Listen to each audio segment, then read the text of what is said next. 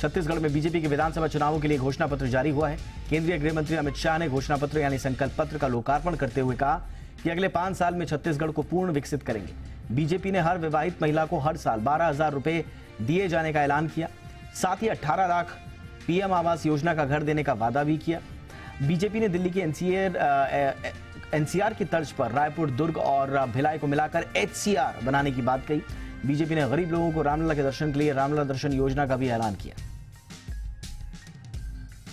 तेलंगाना विधानसभा चुनाव को लेकर एआईएमएम के चीफ असदुद्दीन ओवैसी ने बड़ा ऐलान किया है। ओवैसी ने कहा कि उनकी पार्टी राज्य की 9 सीटों में चुनाव लड़ेगी। ओवैसी ने प्रेस कॉन्फ्रेंस कर कहा कि जिन 7 सीटों पर उनकी पार्टी प्रतिनिधित्व करती है, उनके अलावा Rajendra Nagar, jubilee hills seat पर भी चुनावी मैदान में वो उतरेंगे। ओवैसी के छोटे भाई अकबरुद्दीन को चंद्रयानगुड़ा सीट से टिकट दिया गया है। चुनाव आयोग के मुताबिक एआईएमआईएम 2018 के विधानसभा चुनाव में 8 सीटों पर लड़ी थी, इसमें से 7 सीटों पर जीतने में कामयाब हुई। सुप्रीम कोर्ट ने आम आदमी पार्टी के राज्यसभा सांसद राघव चड्ढा को राज्यसभा के सभापति से मिलकर बिना शर्त माफी मांगने को कहा है। कोर्ट ने कहा कि आप सभापति से मिलकर बिना शर्त माफी मांगे, जिसके बाद सभापति इस आधार पर विचार कर सकते हैं कि वो एक युवा सदस्य हैं और इस तरह उनके निलंबन को खत्म करने का रास्ता निकल सकता है। राघव ने राज्यसभा से अपने निलंबन को चुनौती दी थी। 5 सांसदों की सहमति के बिना उनका नाम सिलेक्ट कमेटी के लिए प्रस्तावित करने के आरोप में उन्हें निलंबित कर दिया गया था। पीएम नरेंद्र मोदी आज नई दिल्ली के भारत मंडपम में वर्ल्ड फूड इंडिया कार्यक्रम का उद्घाटन करते नजर आए। ये वर्ल्ड फूड का दूसरा संस्करण है। कार्यक्रम के तहत पीएम मोदी ने फूड स्ट्रीट का उद्घाटन भी किया। इसमें क्षेत्रीय व्यंजन और शाही खानपान की विरासत को दुनिया के सामने पेश करने की कोशिश होगी। 200 से ज्यादा शेफ्स इसमें शामिल होंगे और पारंपरिक भारतीय व्यंजन पेश करेंगे। इस मौके पर पीएम ने कहा कि भारत की महिलाओं में फूड प्रोसेसिंग इंडस्ट्री को लीड करने की स्वाभाविक क्षमता है।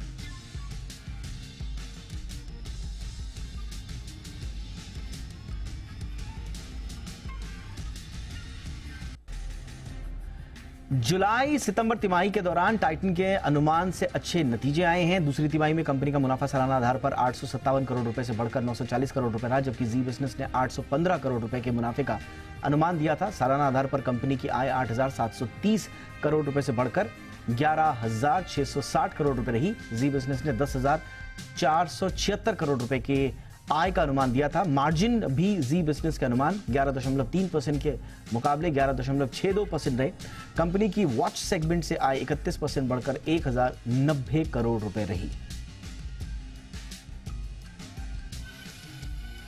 Online food delivery company Zomato जुलाई सितंबर तिमाही के दौरान सालाना आधार पर घाटे से मुनाफे में आ गई है। कंपनी को पिछले साल की दूसरी तिमाही में 251 करोड़ रुपए का घाटा हुआ था, जबकि सितंबर तिमाही में कंपनी को 36 करोड़ रुपए का मुनाफा दर्ज हुआ है। कंपनी की कंसोलिडेटेड आय 1,661 करोड़ रुपए से बढ़कर 2,848 करोड़ रुपए रही। अन्य आय 170 करोड़ रुपए से बढ़कर 212 करोड़ रुपए रही। ESAF स्मॉल फाइनेंस बैंक का आईपीओ को शानदार रिस्पांस मिला है। पहले ही दिन ये आईपीओ 2.25 गुना भर गया। निवेशक इस आईपीओ के लिए 7 नवंबर तक आवेदन कर सकेंगे। बैंक ने आईपीओ के लिए 57 से 60 रुपए प्रति शेयर का प्राइस बैंड तय किया है। आईपीओ का साइज 463 करोड़ रुपए का है। इस स्मॉल फाइनेंस बैंक ने 1992 में एनजीओ के तौर पर कारोबार की शुरुआत की थी और बाद में बैंकिंग सेक्टर में खुद का विस्तार किया। इसका आईपीओ सफल रहा तो यह शेयर बाजार में लिस्ट होने वाला 6ठा स्मॉल फाइनेंस बैंक होगा। देश की सर्विसेज इंडस्ट्री की ग्रोथ अक्टूबर में 7 महीनों में सबसे धीमी रही। S&P Global India services PMI अक्टूबर महीने में सितंबर के 61 से गिरकर 58.4 पर आ गया। हालांकि अक्टूबर से भारत का सर्विस पीएमआई लगातार 27वें महीने 50 अंक से ऊपर रहा। आपको बताएं कि अगर पीएमआई आंकड़ा 50 के ऊपर होता है तो यह माना जाता है कि कारोबारी गतिविधियों में ग्रोथ हुई। आंकड़ा अगर 50 के नीचे होता है तो माना जाता है कि कारोबारी गतिविधियों में संकुचन यानी कि वो सिकुड़ रही हैं। अक्टूबर में भारत के सर्विस सेक्टर की गतिविधियां ठोस रही। निर्यात में अच्छी बढ़त देखने को मिली। जिन लोगों को आरबीआई के रीजनल ऑफिस जाकर 2,000 रुपए के नोट बदलने में दिक्कत आ रही है, उनके लिए आरबीआई ने नई सुविधा शुरू की है। ऐसे लोग 2,000 रुपए के नोट अपने बैंक खातों में जमा करने के लिए पोस्ट ऑफिस के माध्यम से आरबीआई के रीजनल ऑफिस में भेज सकते हैं। इसके अलावा आरबीआई लोगों को उनके बैंक खाते में 2,000 रुपए के नोट जमा करने के लिए TLR यानी कि ट्रिपल लॉक रिसेप्टेकल फॉर्म भी ऑफर कर रहा है। आरबीआई ने बताया कि सिर्फ दिल्ली ऑफिस को अब तक लगभग 700 TLR फॉर्म मिल चुके हैं। एप्पल ने अपने इन्वेस्टर कॉल के दौरान अपने रेवेन्यू की जानकारी शेयर की। इस दौरान एप्पल के सीईओ टिम कुक ने भारत में कंपनी के बेहतर प्रदर्शन को लेकर खुशी जाहिर की। उन्होंने कहा कि भारत में कंपनी ने एक नया रिकॉर्ड कायम किया है। टिम कुक ने कहा कि इसका श्रेय भारत में आईफोन का बेहतर प्रदर्शन और एप्पल में भारत में खोले गए रिटेल स्टोर्स को जाता है। बता दें कि कंपनी ने इस साल भारत में 2 रिटेल स्टोर्स खोले, जिनमें से दिल्ली और दूसरा मुंबई में है।